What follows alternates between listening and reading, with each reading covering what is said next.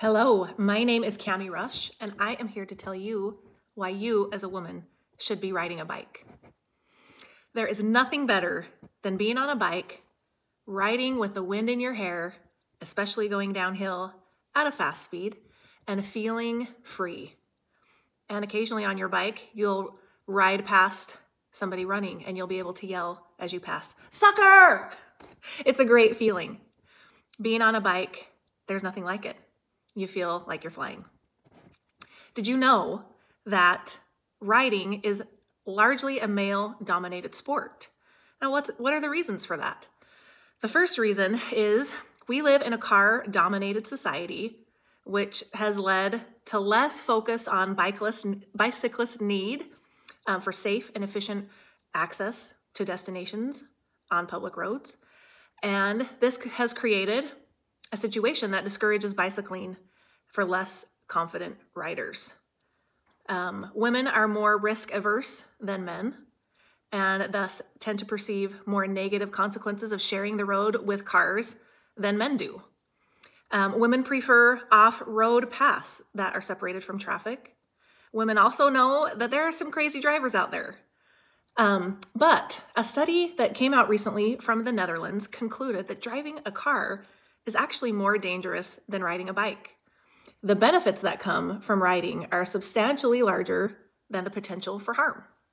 Another reason that women cycle less than men do is because women tend to make more household and family support activity trips than men do.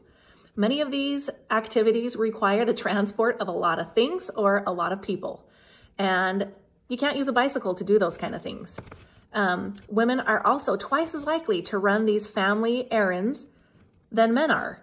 And these kind of responsibilities are highly likely to restrict the viability of riding a bicycle.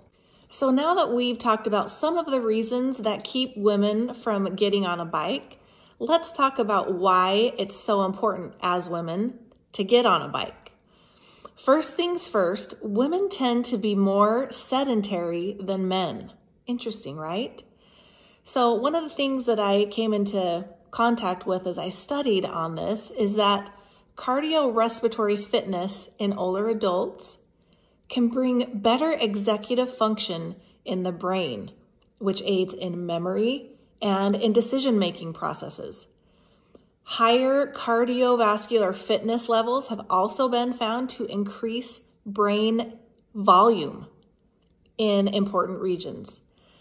And certain brain regions were activated more when adults participated in cardiorespiratory fitness activities.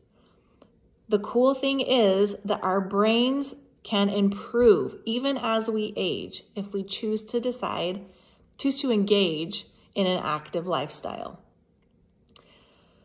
Another thing that's great about cycling is when cycling, our heart rates stay in the moderate intensity area, which is sustainable for longer periods of time.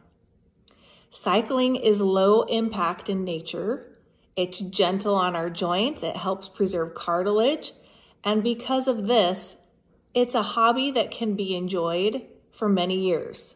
And it's easy for beginners to pick up and feel successful at. Cycling also strengthens muscles, increases balance, builds endurance, and it improves joint mobility. One study was shown that cycling reduces symptoms of arthritis, especially in women. Women are more genetically predisposed to arthritis because of our hormones and biology. Cycling also decreases stress levels. It uplifts your mind and your spirit. It also reduces anxiety and depression. And you're going to ask, wait a minute, how does it reduce anxiety and depression? Well, cycling can be a social sport. If you decide you want to engage with a group, you can. And it becomes an uplift to our spirits as we participate with friends, and just that alone can reduce our anxiety and depression.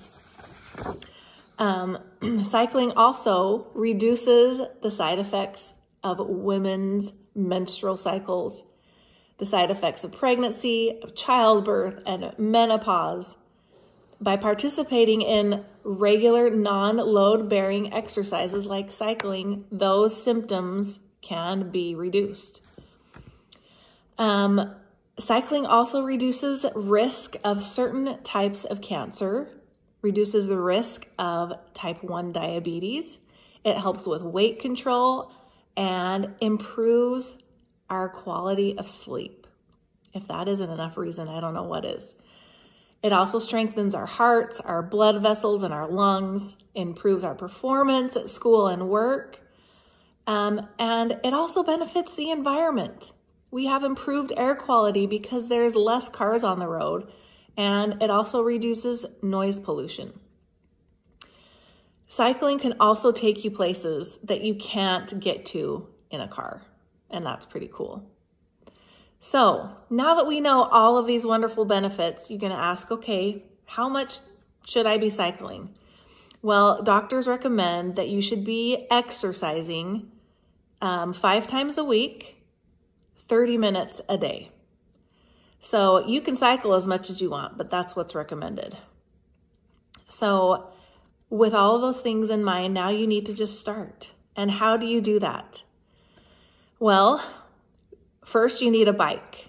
You can look for a used bike on places like Craigslist or Facebook Marketplace. I would suggest if you're going to get a used bike to go to a bike store first. Find a local